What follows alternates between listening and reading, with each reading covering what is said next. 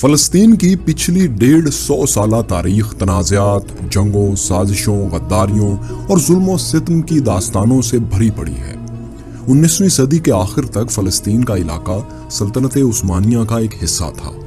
3 مذاہب کے پیروکاروں یعنی مسلمانوں، یہودیوں اور عیسائیوں کے لیے یہ سرزمین نہایت مقدس مقام رکھتی تھی، کیونکہ یہ سرزمین فلسطین اپنے دامن میں ان مذاہب کی تاریخ، ثقافت اور قدیم مذہبی مقامات سمیٹے ہوئے ہے۔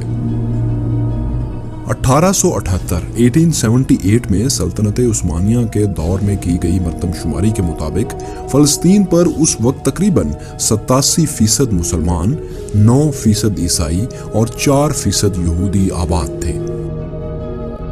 اس دور میں یہودیوں کے ساتھ دنیا بھر میں انتہائی برا سلوک کیا جاتا تھا، لیکن سلطنت عثمانیہ کے علاقوں میں رہنے والے یہودی بہتر زندگی گزار رہے تھے، اور ان میں اپنی الگ یہودی ریاست کی خواہش بھی زور پکڑنے لگی تھی۔ فلسطین سے بہتر جگہ مذہبی اور جیو اسٹریٹجک لحاظ سے ان کے لیے اور کوئی بھی نہیں تھی۔ سلطنت عثمانیہ کے سلطان عبدالحمید ثانی یہودیوں کے ان ارادوں سے واقف تھے، اس لیے وہ یہودیوں کی فلسطین میں زمین کی خریداری اور ہجرت کی راہ میں رکاوٹ بنے رہے۔ 20ویں صدی کے آغاز تک سلطنت عثمانیہ بہت کمزور ہو چکی تھی۔ پہلی جنگ عظیم میں اتحادیوں یعنی برطانیہ، امریکہ، روس اور فرانس کے مقابلے میں سلطنت عثمانیہ نے سینٹرل فورسز یعنی جرمنی، آسٹرو ہنگیرین ایمپائر اور بلغاریہ وغیرہ کا ساتھ دیا۔ سلطنت عثمانیہ کو شکست دینے کے لیے برطانیہ کو مقامی عرب لیڈرز کی حمایت کی ضرورت تھی، یعنی اگر وہ بغاوت کریں تو سلطنت عثمانیہ کو توڑا جا سکتا تھا۔ اسی مقصد کے لیے مصر میں برطانوی high commissioner sir Henry make مہن نے شریف مکہ حسین بن علی الہاشمی کے ساتھ جولائی 1915 سے مارچ 1916 تک 10 خطوط کا تبادلہ بھی کیا۔ اس خط و کتابت میں برطانوی ہائی کمشنر نے شریف مکہ کو سلطنت عثمانیہ کے خلاف مدد کے بدلے میں عرب علاقوں کو آزاد کرانے کی پیشکش کی۔ شریف آف مکہ نے جنگ کے بعد عرب علاقوں بشمول فلسطین کا کنٹرول حاصل کرنے کے بدلے برطانیہ کا ساتھ دینے کی حامی بھر لی۔ اسی لیے شریف مکہ نے پہلی جنگ عظیم کے دوران سلطنت عثمانیہ کے خلاف بغاوت کر دی۔ دوسری طرف برطانیہ نے یورپ اور امریکہ میں موجود طاقتور یہودیوں کی حمایت حاصل کرنے کے لیے فلسطین میں ان کو نئے وطن کی پیشکش بھی کر دی۔ اسی سلسلے میں نومبر 1917 میں برطانیہ کے سیکرٹری خارجہ آرتھر بلفور نے برطانوی یہودی رہنما لارڈ روتھسچائلڈ کو خط لکھا۔ اس خط میں یہودیوں کے لیے فلسطین کی سرزمین پر ایک نئی ریاست کے قیام کی حمایت کا یقین دلایا گیا۔ اس اعلان کو تاریخ میں بلفور ڈکلیریشن کے نام سے یاد کیا جاتا ہے۔ اس طرح برطانیہ فلسطین کے معاملے میں عربوں کے ساتھ ڈبل گیم کرتا رہا۔ یہودیوں کو فلسطین کی سرزمین دینا برطانیہ کے جیو اسٹریٹجک مفادات سے مطابقت رکھتا تھا، اس لیے اس نے عرب کے بجائے یہودیوں کو سرزمین فلسطین دینے کا سوچ لیا۔ فلسطین کی جیو اسٹریٹجک اہمیت کیا تھی؟ اس پر یہودیوں کا کنٹرول برطانیہ، امریکہ اور دوسرے مغربی ممالک کے لیے کیوں ضروری تھا؟ یہ سب آپ اسی ویڈیو میں آگے دیکھیں گے۔ پہلی جنگ عظیم میں شکست کے نتیجے میں سلطنت عثمانیہ کے علاقے شام، لبنان، عراق، اردن اور فلسطین سمیت بہت سے علاقے ان سے چھین لیے گئے۔ فلسطین کا علاقہ برطانیہ کے قبضے میں آ گیا۔ اب حالات سازگار دیکھتے ہوئے زائونسٹ موومنٹ یعنی صہیونی تحریک میں بھی تیزی آ گئی۔ اس وقت دنیا بھر کی یہودی تنظیمیں فلسطین میں عربوں سے مہنگے داموں زمینیں خرید رہی تھیں۔ دنیا بھر سے یہودی ہجرت کر کے فلسطین میں آباد ہونے لگے تھے۔ سرزمین فلسطین پر بدلتی ہوئی ڈیموگرافی یعنی آبادی کے تناسب نے مقامی اکثریتی عرب آبادی کو تشویش میں مبتلا کر دیا۔ عرب اور یہودی آبادیوں میں کشیدگی کے واقعات ہونا بھی شروع ہو گئے۔ فلسطینی عربوں نے برطانوی انتظامیہ کی یہودیوں کی آبادکاری والی پالیسی کے خلاف 1936 سے 1939 تک منظم بغاوت کر دی۔ اس سے فلسطین میں بدامنی پھیلنے لگی۔ برطانوی انتظامیہ کے لیے ملک کا انتظام سنبھالنا مشکل ہو گیا۔ دونوں آبادیوں کی ایک دوسرے کے خلاف مسلح کارروائیوں نے برطانوی انتظامیہ کے لیے سنگین مسائل کھڑے کر دیے۔ برطانیہ نے اس مسئلے کے حل کے لیے پیل کمیشن تشکیل دیا۔ اس کمیشن نے اپنی رپورٹ میں فلسطین کو 2 حصوں میں تقسیم کرنے کی تجویز دے دی۔ عرب آبادی نے پیل کمیشن کی تجاویز یکسر مسترد کر دی۔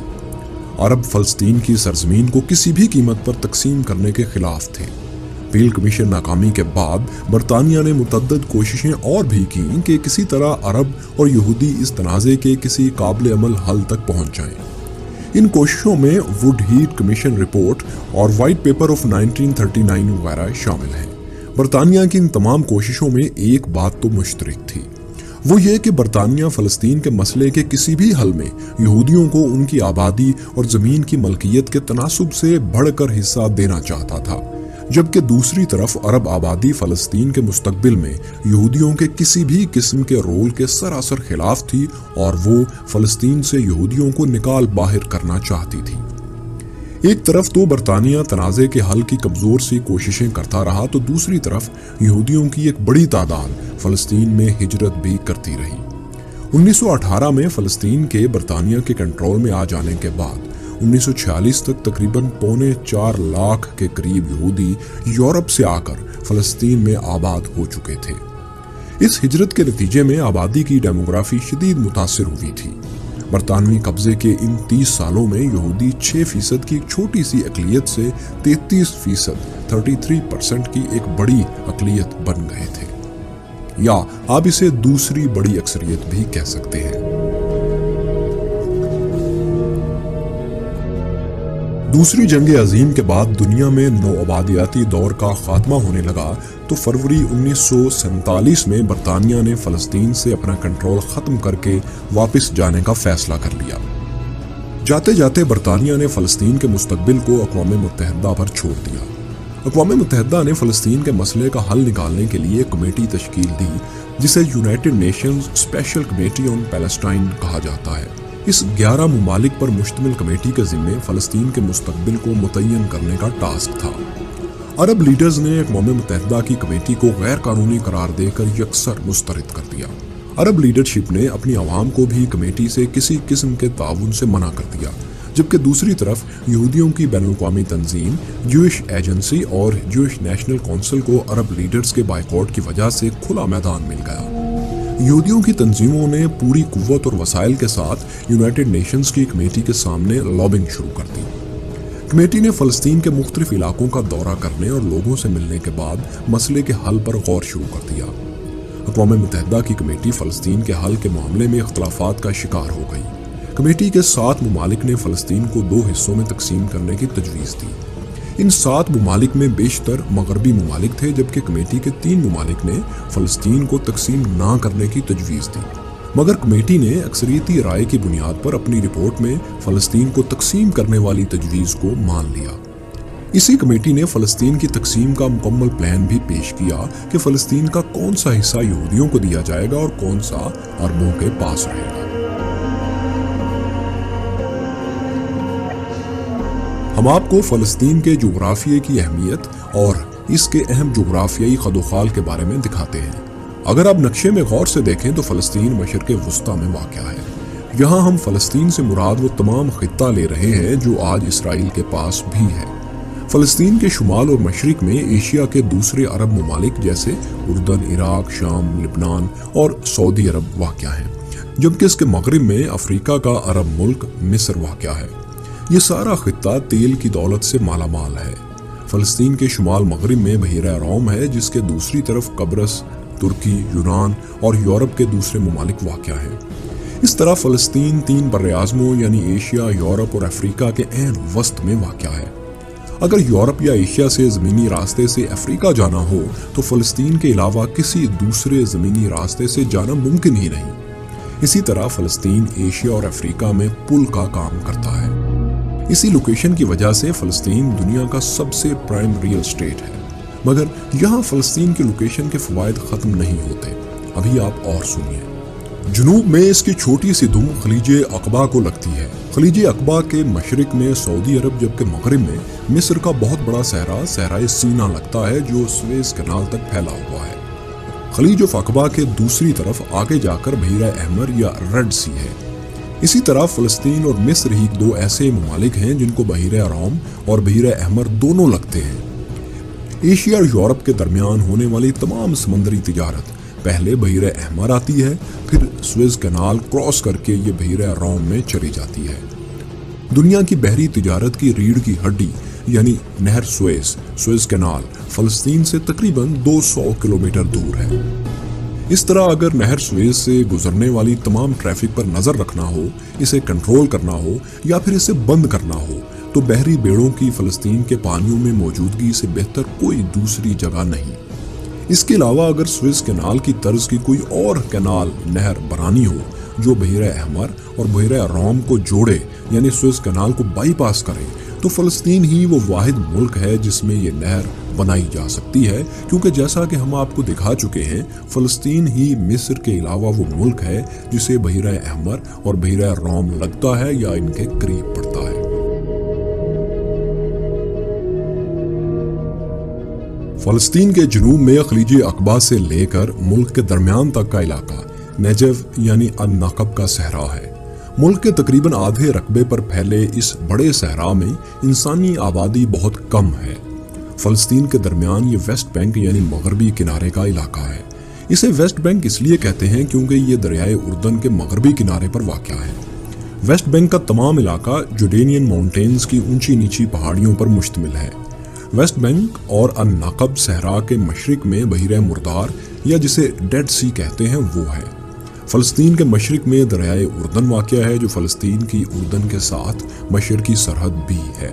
دریائے اردن شمال میں گولان کی پہاڑیوں سے شروع ہو کر پہلے سی آف گلیلی تک جاتا ہے، پھر وہاں سے ہوتا ہوا ڈیڈ سی میں گر جاتا ہے۔ سی آف گلیلی کے ساتھ یہ سارا علاقہ یعنی گلیلی، اپر جارڈن ریور ویلی اور جرزیل ویلی بہت زرخیز اور زراعت کے لیے موزوں علاقہ ہے، کیونکہ سی آف گلیلی انسانی استعمال کے لیے صاف پانی کا بہت بڑا ذخیرہ ہے۔ ویسٹ بینک کے ساتھ یہ ساحلی میدانی علاقہ شیرون پلین ہے۔ یہ علاقہ بھی بہت زرخیز اور زراعت کے لیے بہت موزوں ہے۔ ویسٹ بینک کے اندر فلسطین کا سب سے بڑا اور تینوں مذاہب یعنی اسلام، عیسائیت اور یہودیت کے لیے سب سے مقدس مقام یروشلم واقع ہے۔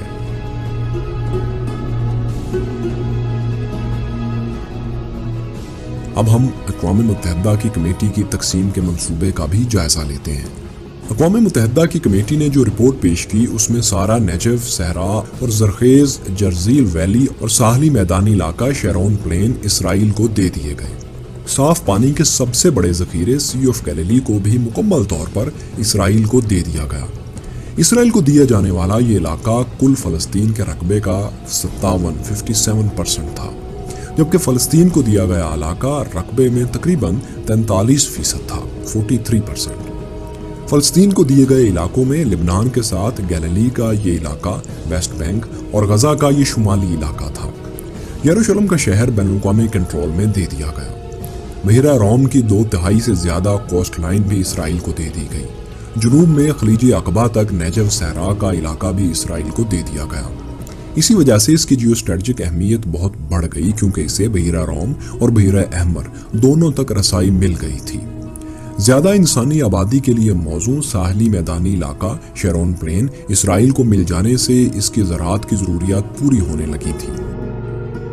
پھر یہ میدانی علاقے سمندر کے کنارے ہونے کی وجہ سے صنعت اور سمندری تجارت کے لیے بھی بہت موزوں تھے۔ اقوام متحدہ کی کمیٹی کی طرف سے فلسطین کی تقسیم انتہائی غیر معقول اور زمینی حقائق سے دور تھی۔ اس سے واضح طور پر لگتا تھا کہ تقسیم کے نقشے بناتے وقت کمیٹی کا جھکاؤ اسرائیل کی طرف تھا۔ یہودیوں کی 33% آبادی اور ان کے پاس صرف 7% زمینیں تھیں، پھر بھی ان کو فلسطین کا 57% علاقہ دینا سمجھ سے بالاتر تھا۔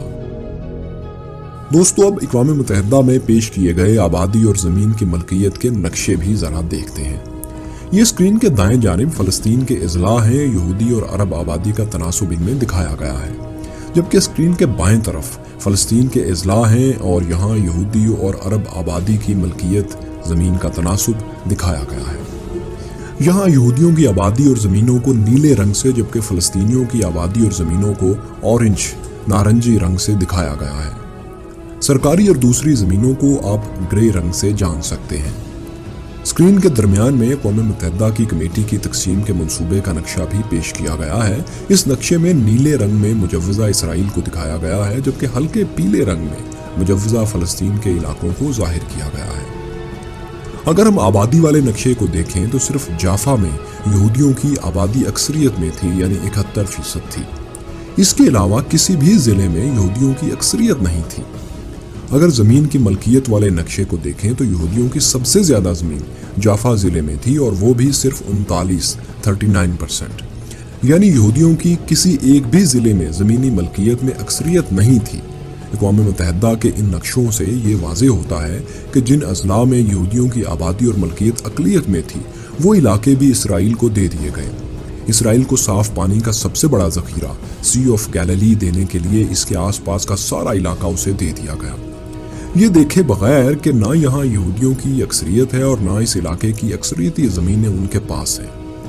اس کے علاوہ جنوب میں نیجو صحرا بھی اسرائیل کو دے دیا گیا تاکہ اسرائیل کو بحیرہ روم اور بحیرہ احمر دونوں تک آسانی سے رسائی مل سکے۔ حالانکہ نیجو صحرا میں یہودیوں کی آبادی 1% سے بھی کم تھی اور اس صحرا میں 99% فلسطینی عرب آباد تھے۔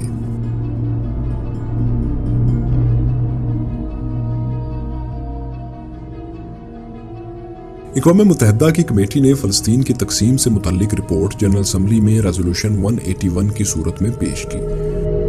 جنرل اسمبلی کے رولز کے مطابق فلسطین کی تقسیم اور ایک نئی یہودی ریاست کا قیام تبھی ممکن تھا اگر جنرل اسمبلی یہ قرارداد 2/3 اکثریت سے منظور کر لیتی۔ تقریباً تمام مغربی ممالک اس قرارداد کی حق میں تھے اور تقریباً تمام مسلم ممالک اس قرارداد کے خلاف تھے، اس لیے اس قرارداد کا 2/3 اکثریت سے پاس ہونا آسان کام نہیں تھا۔ طاقتور مغربی ممالک ایک نئی یہودی ریاست کے قیام کے حق میں تھے، شاید وہ اس لیے کہ ان ممالک کو مستقبل میں دنیا کے اس اہم مسلم خطے میں ایک اتحادی اور کاؤنٹر ویٹ مل سکتا تھا۔ ایک مضبوط اتحادی کی تیل کی دولت سے مالا مال اس اہم خطے میں موجودگی ان ممالک کے تجارتی، معاشی، جیو اسٹریٹجک اور دفاعی معاملات کے تحفظ کے لیے ضروری تھی۔ زیونسٹ تنظیموں کو تقریباً 2000 سال بعد فلسطین میں اپنی ریاست کے قیام کی صورت نظر آنے لگی تو اپنے پورے وسائل اور طاقت اس خواب کو حقیقت بنانے میں انہوں نے لگا دیے۔ زیونسٹ تنظیمیں دنیا بھر کی حکومتوں کو یونائٹڈ نیشنز کی قرارداد کے حق میں ووٹ دینے کے لیے لابنگ کرنے لگی۔ امریکی انتخابات میں ڈیموکریٹک پارٹی کی فنڈنگ کرنے والی یہودی تنظیموں اور کانگریس کے یہودی اراکین نے امریکی صدر ٹرومین پر یہ پریشر ڈالا کہ وہ دنیا بھر کے ممالک کو اس قرارداد کے حق میں ووٹ ڈالنے پر مجبور کریں۔ زیونسٹ تنظیموں کی امریکہ کے ذریعے پریشر ڈالنے والی کوششیں تاریخ میں بہت اچھی طرح درج ہیں، ریکارڈ پر موجود ہیں۔ امریکی صدر اور اسٹیٹ ڈپارٹمنٹ نے افریقہ اور جنوبی امریکہ کے کمزور ممالک پر دباؤ ڈالا کہ وہ قرارداد کے حق میں ووٹ دیں۔ 26 امریکی سینیٹرز نے ایک دستخط کردہ ٹیلی گرام ان کمزور ممالک کو بھیجا جس میں امریکی امداد کے بدلے ان کی حمایت کی درخواست کی گئی تھی۔ امریکی صدر اور زیونسٹ تنظیموں کی ان تمام کوششوں کے بعد 29 نومبر 1947 کو جب قرارداد پر ووٹ ڈالا گیا تو کل 57 ممالک میں سے 33 ممالک نے قرارداد کے حق میں ووٹ دیا جبکہ 13 ممالک نے قرارداد کے خلاف ووٹ دیا۔ 11 ممالک نے ووٹنگ میں حصہ ہی نہیں لیا۔ یوں فلسطین کی تقسیم اور نئی یہودی ریاست کے قیام کی قرارداد نمبر 181 جنرل اسمبلی سے 2/3 اکثریت سے پاس ہو گئی۔ یاد رہے کہ اس قرارداد میں پاکستان اور بھارت دونوں نے اسرائیل کے قیام کے خلاف ووٹ دیا تھا۔ عرب لیڈرشپ نے یہ کہتے ہوئے قرارداد کو مسترد کر دیا کہ یہ اقوام متحدہ کے مینڈیٹ کے خلاف ہے۔ قرارداد کے پاس ہو جانے کے بعد برطانیہ نے یہ اعلان کر دیا کہ وہ 14 مئی 1948 کی رات فلسطین چھوڑ کر چلا جائے گا۔ برطانیہ کے جانے سے ایک دن پہلے یہودی لیڈرشپ نے اسرائیل کے قیام کا اعلان کر دیا۔ فلسطینیوں نے تقسیم کے خلاف عام ہڑتال کی کال دے دی۔ فلسطینیوں کے احتجاج کے نتیجے میں دونوں کمیونٹیز میں فوراً ہی پرتشدد واقعات شروع ہو گئے۔ یہ خانہ جنگی اسرائیل اور عرب ریاستوں کے مابین جنگ میں تبدیل ہو گئی۔ اسرائیل اور 7 عرب ممالک کے درمیان ہونے والی یہ جنگ 9 مہینے جاری رہی۔ 7 عرب ممالک میں مصر، اردن، شام، لبنان، عراق، سعودی عرب اور یمن شامل تھے۔ جب جنگ عرب ممالک کی ہار کی صورت میں ختم ہوئی تو اسرائیل ایسے کئی فلسطینی علاقوں پر بھی قبضہ کر چکا تھا جو اقوام متحدہ کی قرارداد 181 میں فلسطین کو دیے گئے تھے۔ اس طرح جنگ کے بعد فلسطین 181 قرارداد کے حساب سے بھی اور زیادہ سکڑ چکا تھا۔ عرب اور اسرائیل میں 1956، 1956، 1967 اور 1973 ان 3 سالوں میں بڑی جنگیں بھی ہوئیں۔ ہر دفعہ فلسطین مزید سکڑتا رہا۔ آج کا فلسطین غزہ اور ویسٹ بینک کے چھوٹے سے حصے تک محدود ہو چکا ہے۔ اسرائیل فلسطین کو دیے گئے علاقے ویسٹ بینک میں مزید غیر قانونی آبادیاں بسا کر ان پر اپنا کنٹرول مستحکم کر رہا ہے۔ ویسٹ بینک میں اسرائیل کے یہ اقدامات بین الاقوامی قوانین کی صریحاً خلاف ورزی ہیں، جسے ساری دنیا میں غیر قانونی مانا جاتا ہے، مگر واحد امریکہ وہ ملک ہے جو اسرائیل کے ساتھ اس معاملے پر کھڑا ہے۔ فلسطینی سب کچھ چھن جانے کے بعد بین الاقوامی ضمیر پر دستک دے رہے ہیں، مگر دنیا خاموش تماشائی بنی ہوئی ہے۔ فلسطینیوں کا بین الاقوامی ضمیر سے زیادہ گلہ اپنی عرب لیڈرشپ سے ہے، جو تمام وسائل ہونے کے باوجود اپنی مقدس سرزمین کا دفاع نہیں کر پاتی۔